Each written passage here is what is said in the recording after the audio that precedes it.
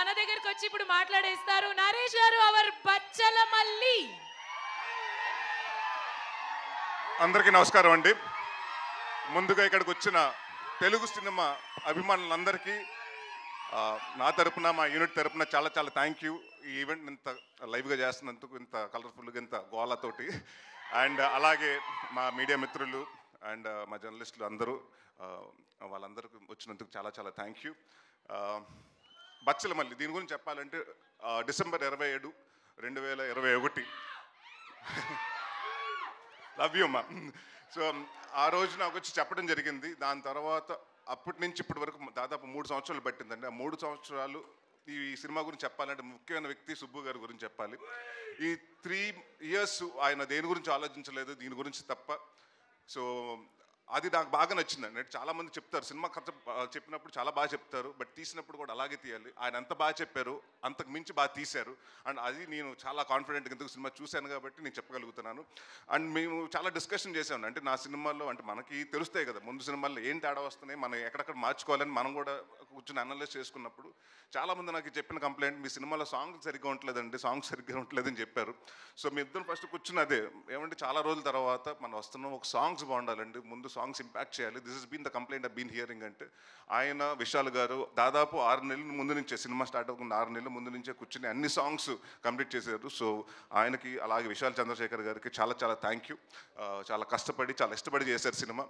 And అందరండి, it's not one person. అంటే జనరల్గా ఏమంటారంటే సినిమా బాగుందంటే ఆ లక్కో లేకపోతే ఇంకోటో అని కాదండి. ఇక్కడ అందరూ టీమ్ ఎఫర్ట్.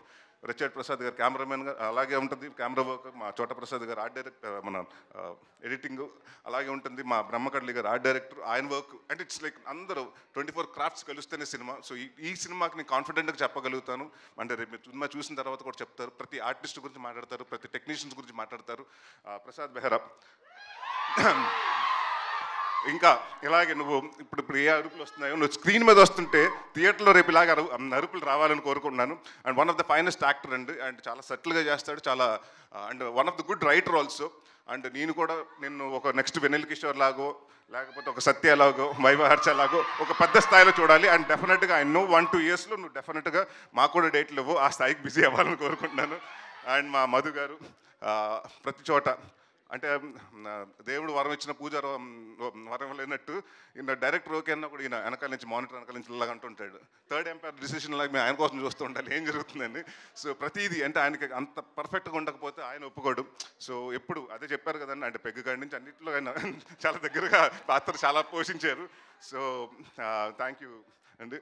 అండ్ ఎవరన్నా మర్చిపోతే మా హరితేజ గారు అండ్ ప్రవీణ్ గారు. అంటే మీరు ఇప్పటివరకు హరితేజ గారిని చాలా బబ్లీగా లేకపోతే ఎలా చూస్తుంటారు, ఇన్నోసెంట్గా. బట్ ఈ సినిమాలో డెఫినెట్గా అంటే హరితేజ గారు ఏంటి ఇంత ఏడిపిస్తగలుగుతారా, ఆవిడ ఏడుస్తే అంటే ఎంత పర్ఫార్మెన్స్ చేయగలుగుతా అంటే నేను, ఎందుకంటే ఎప్పుడు మనం ఆవిడని సెటైర్లు కానివ్వండి, కామెడీ వేలో చూసాం ఆవిడ చేసిన సినిమాలు కానివ్వండి. సో ఈ సినిమాలో ప్రతి యాక్ట్ చేసిన అమృత గారు కానీ నుంచి ప్రతి ఒక్కరు, ప్రతి ఆర్టిస్ట్కి అందరికీ చాలా మంచి పేరు వస్తుందని. అండ్ డెఫినెట్గా ఇది నా కెరియర్లో కొన్ని సినిమాలు ఉంటాయి, గమ్యం లాగా, అలాంటి నాంది లాగా. సో నేను నాంది చేసినప్పుడు ఎంత హ్యాపీగా ఉన్నానో ఈ సినిమాకి అవుట్పుట్ చేసినప్పుడు అంతే హ్యాపీగా ఉన్నాను. అండ్ ఇంకొక విషయం చాలామంది క్లారిఫికేషన్ చెప్పాలండి. చాలామంది ఏంటంటే నేను ఓన్లీ సినిమా నరేష్ అన్నవాడు సీరియస్ సినిమాలే చేస్తున్నాడు, కామెడీ సినిమాలు చేయట్లేదని అనుకుంటున్నారు. నేను మీ అందరికీ మాటిస్తున్నాను, అది అపో తీసేయండి మైండ్లోంచి. నేను కంటెంట్ ఉన్న సినిమా చేస్తాను, కామెడీ సినిమాలే చేస్తాను. ఈ 2 సినిమాలు తప్ప వేరే సినిమాలు చేయను. So thank you so much. December 20వ తారీఖుని మీ ముందుకు వస్తుంది. సో ఇదే ఆదరణ ఆ రోజు థియేటర్లో కూడా ఉంటుందని. Thank you very much. Yes sir, thank you so much. Wishing you all the very best Naresh garu and requesting everybody to please stay